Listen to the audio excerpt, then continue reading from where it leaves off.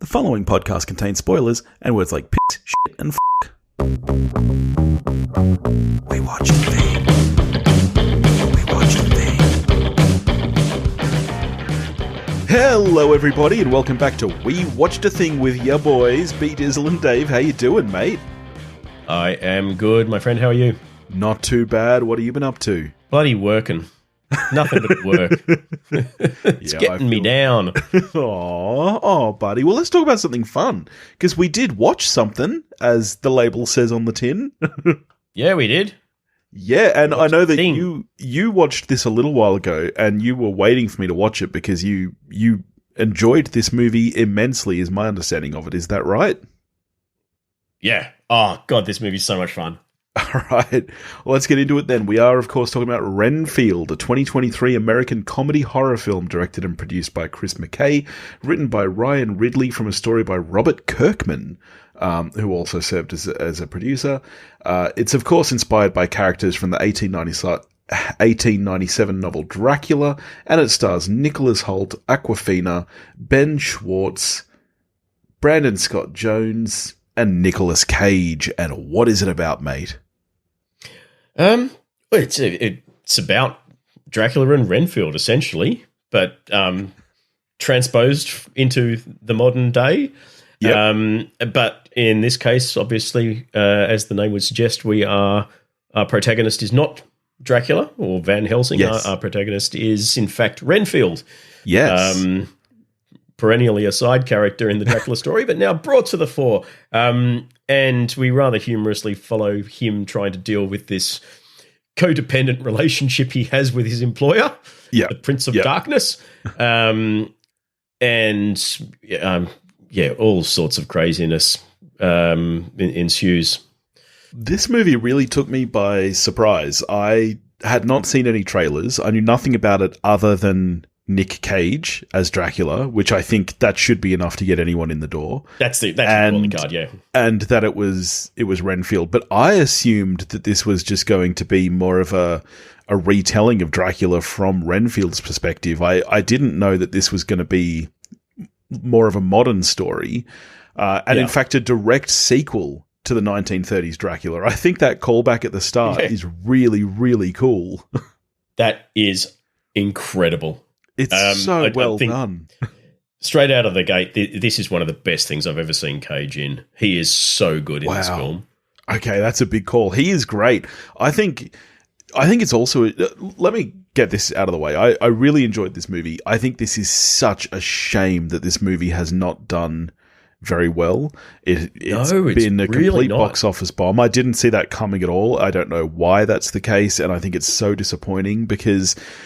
I love monster movies. I love kaiju movies. I love the old Universal, monsters. And I think that this would have been such a great kickoff to a good dark universe. After the failure of Tom Cruise's The Mummy, I think that this kind of style could have been a really great entry path into a new franchise there. And unfortunately, I don't see that happening, which is a bit of a shame. But no, well, I don't know about you. I knew this was coming ages ago, and it's one of the things I've been really looking forward to. So I was on the lookout for it, but I've seen pretty much no marketing for it at all. There hasn't been a trailer for it in anything I've seen at the cinemas. I haven't seen much in the way of promotion online for it.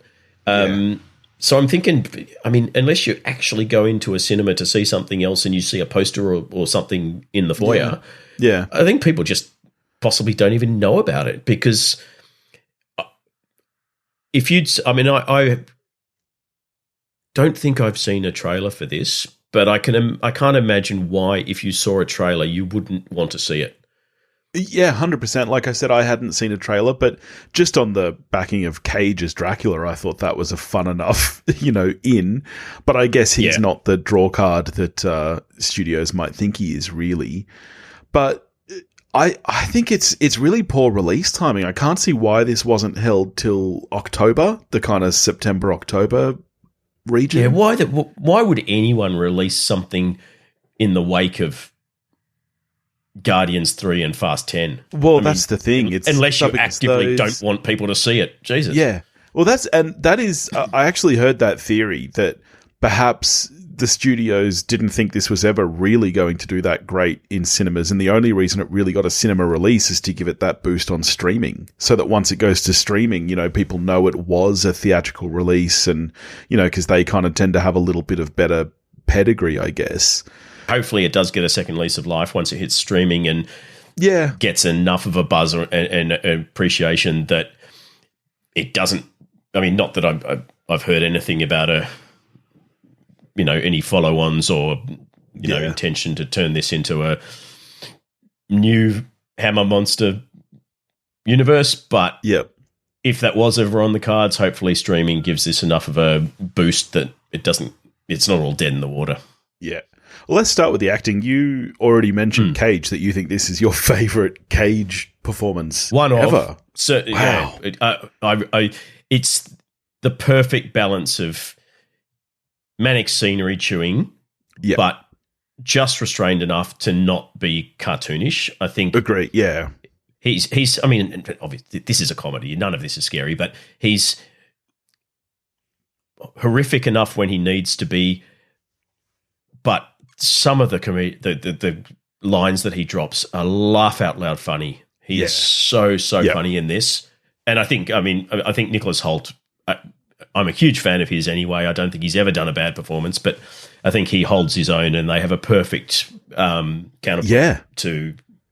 I agree. I think Hoult is fantastic in this role. He's really, really sharp and funny, but he plays that kind of simpering, really, really well. He's very, very enjoyable to watch in this role. And you're right, he has really good chemistry with Cage in that relationship. Yeah. And I really liked Awkwafina in this as well. I wouldn't say I'm the world's biggest Awkwafina fan, but I loved The Farewell, and I thought she was great in that.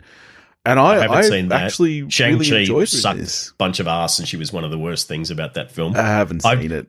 It's really weird. I don't dislike her. I find that I do like her.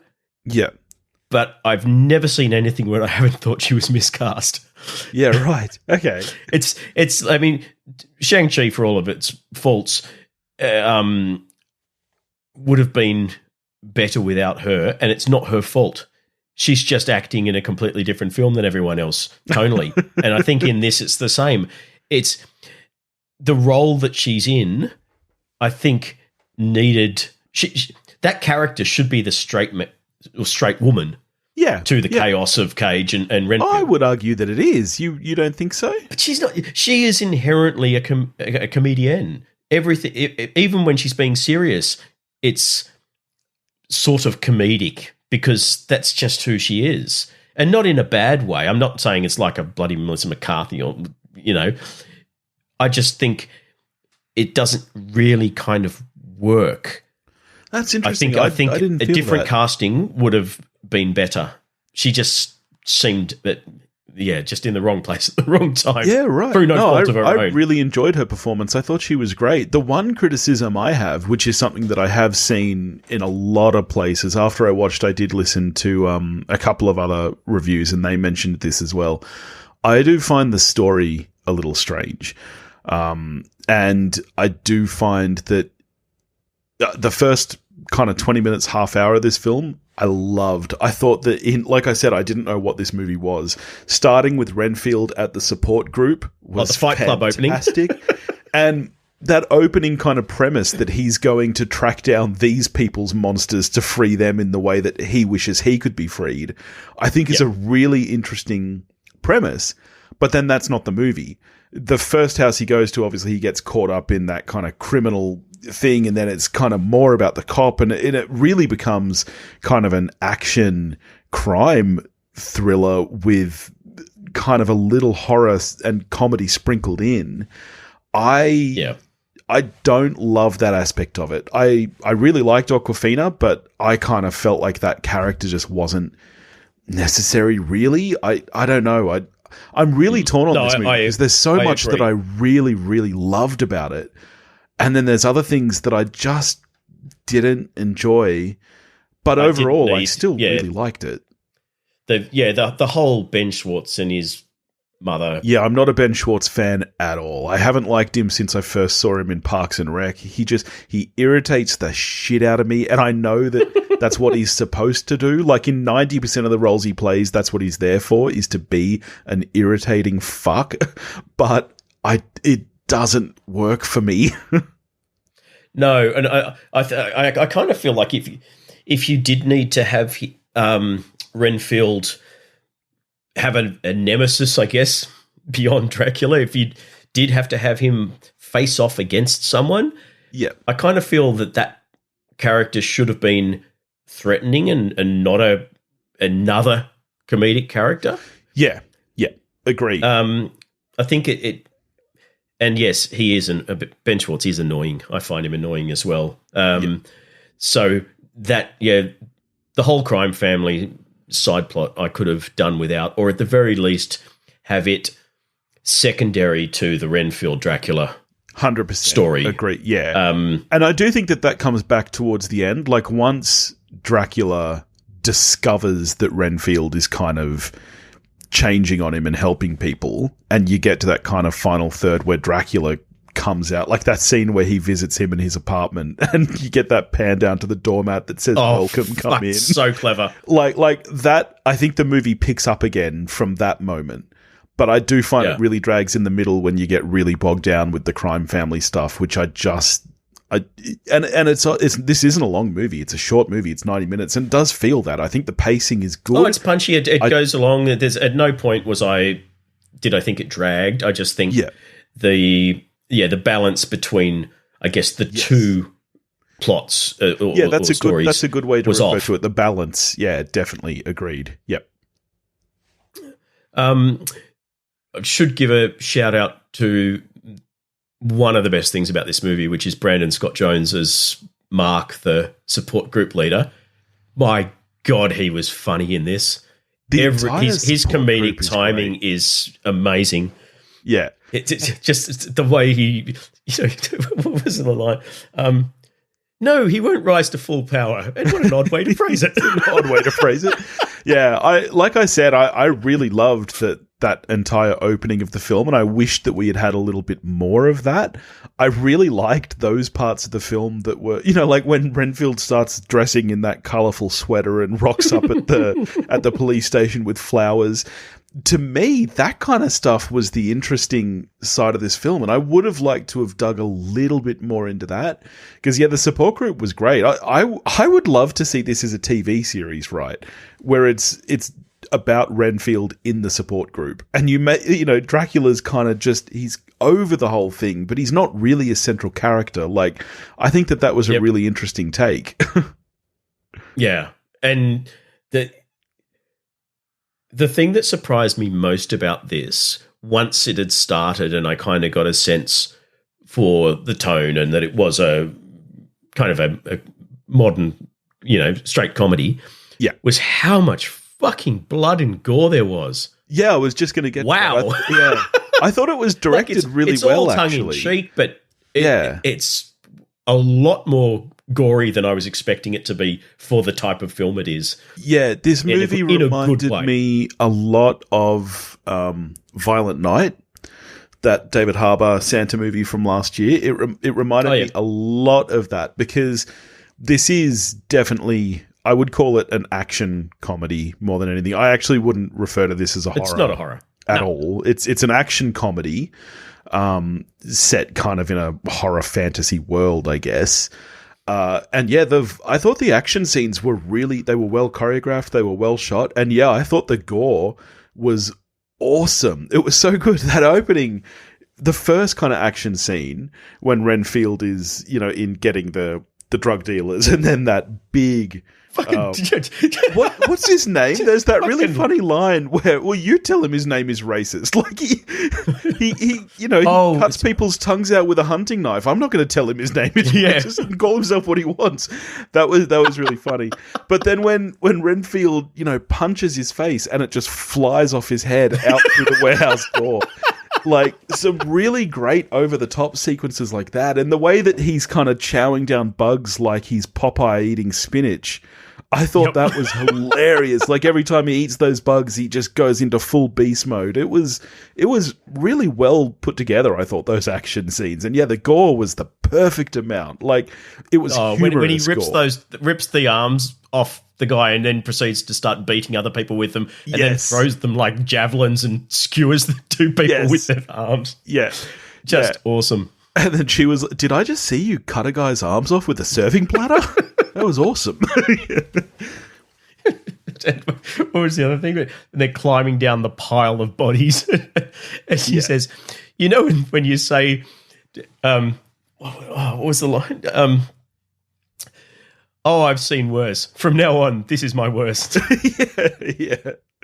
Yeah. I thought the gore was great. And in fact, all of the makeup and special effects were really good. I loved the kind of gory look of Dracula when he's, when we're kind of first introduced to him in the abandoned church, whatever it is. And he's burnt to a crisp. Yeah, it's very kind of 50s monster movie. It reminded me a lot of, The Fly, that kind of body horror. It was really, really cool, I thought. Yeah. The callbacks I thought were brilliant. I mean, we mentioned the fantastic recreation of Todd Browning's 1931, I think it is, Dracula, where, that was the moment where I went, oh, wow, Cage is just on fire, because he recreates Bela Lugosi so well in those flashback scenes. Yeah. And Nicholas Hoult as well. He does that laugh. It's just fantastic. Yeah. I think the writing is leaving aside the weird balancing act between the two side plots that we mentioned. I think the actual dialogue in this is just sparkling. It's so good. I'd love to know what the original treatment from Robert Kirkman was, because I have a feeling it may have been a lot more serious, because Ryan Ridley, who came in and did the screenplay, is out of the Dan Harmon school. He's done a whole bunch of work with things like Community and Rick and Morty. That makes sense. And I'm assuming that's where that comedy bent comes from. So I'm assuming that the Kirkman thing would be quite dry. I assumed that Kirkman's was the funny story, because the reason I brought up, Tom Cruise's The Mummy is that this was originally supposed to be part of that franchise. So this was in development as far back as 2017, and then they kind of shelved it. Really? Yes, and then when Kirkman came in with a pitch, I thought that was when it revived it. So I assumed that he was the one who came in with the idea to make it what it is now. But I'm sure the modernization and the setting and all of that was from him. Yeah, but you've got to think that the funnier dialogue elements have come from Ryan Ridley, because nothing in Walking Dead would make me expect some of the comedy lines that are in this. No. Yeah, even the original comics, there's not a lot of fun in those. No, Negan's not popping off one-liners. What did you think of the direction? Because Chris McKay's not done a great deal, and what he has done has been a little bit hit and miss. I think Lego Batman's a great film, but The Tomorrow War was a bit of a pile of garbage. No, I have a big soft spot for Lego Batman, because I worked at the studio that was making it at the time, and I got to do just a little bit on it, which was fun. I think that the direction's really, really strong. I really like it. I think, honestly, the only part that's holding this film back for me is that balancing act of the plots and Ben Schwartz. I think with a slightly adjusted narrative, because I agree with you, I think the screenplay in terms of the dialogue is really good. I think if that narrative was tweaked around a little bit, this would be a winner of a film for me, because I think the direction's fantastic. The action sequences are great. The more quiet dramatic sequences are great. I love the visual look of this film. I've seen a lot of people have some complaints about the look. I think the lighting in particular, because, it's a very colourful film, really. Yeah. There's a lot of green lighting. I think it works tremendously well. I really like the visual look of this film.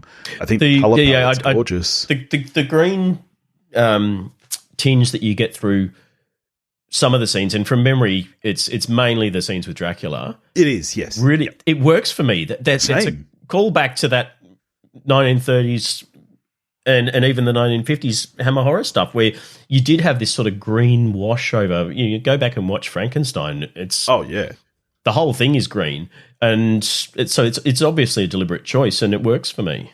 I agree.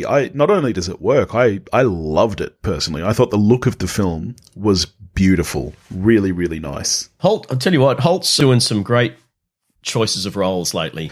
He really is. I rewatched the menu just the other day, which, as we know, was in my top 5 last year.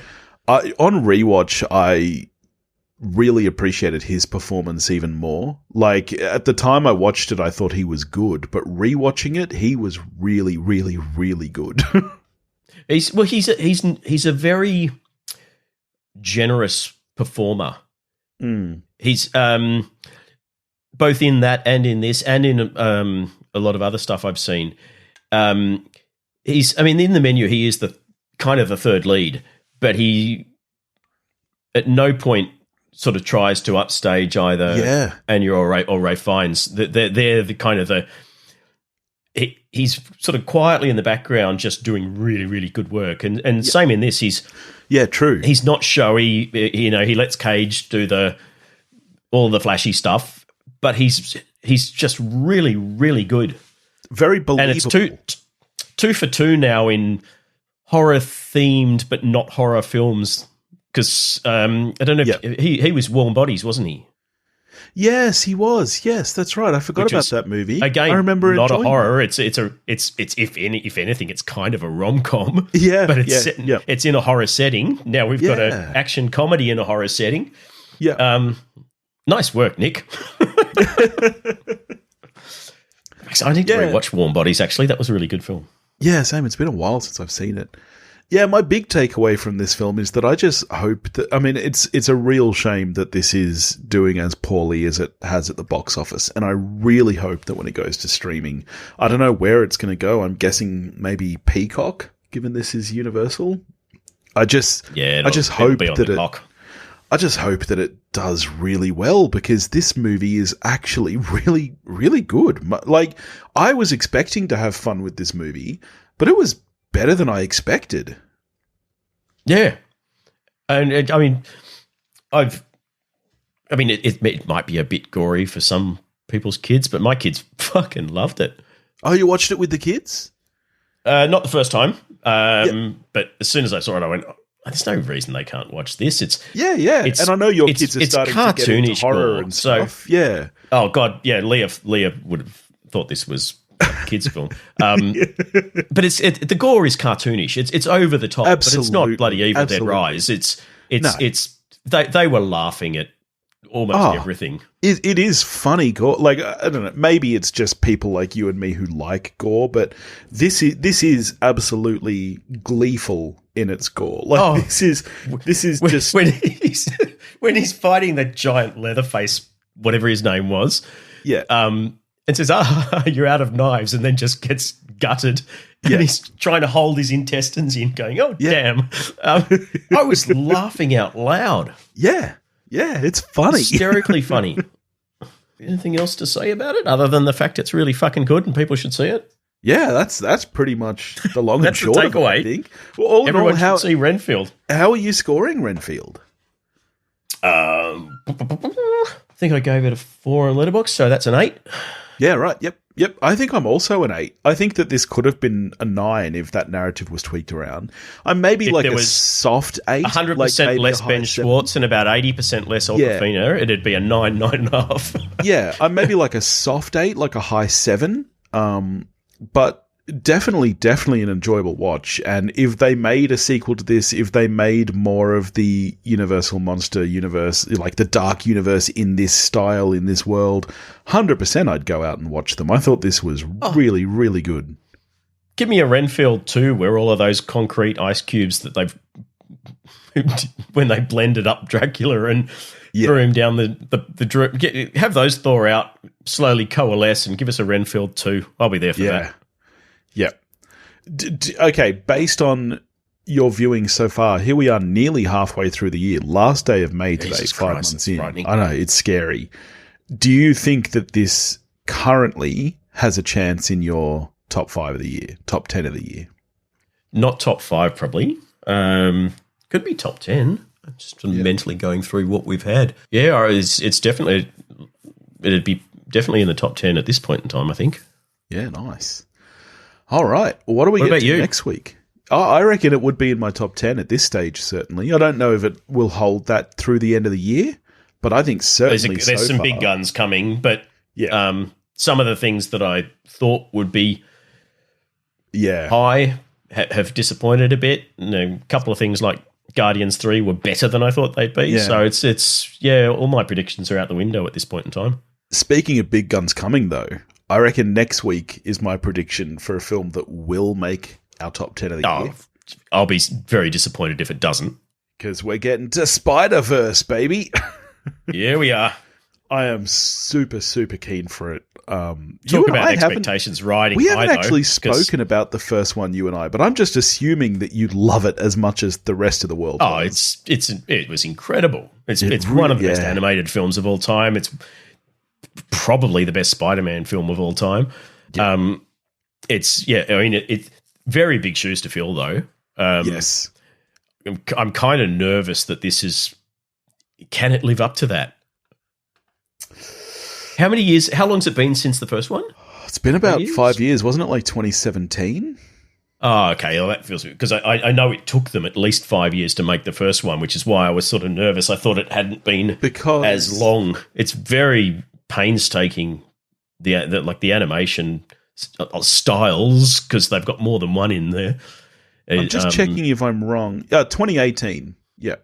All right. So they have had a good amount of time to. So hopefully it's been a good 5 years. It doesn't feel like it. The last 5 years has gone so goddamn fast. Yeah, stupid viruses. Yeah. All right. Well, there we go. That's exciting. In fact, we've got a really big couple of months coming up. June and July are stacked to the brim. Yeah. Indiana Jones 4.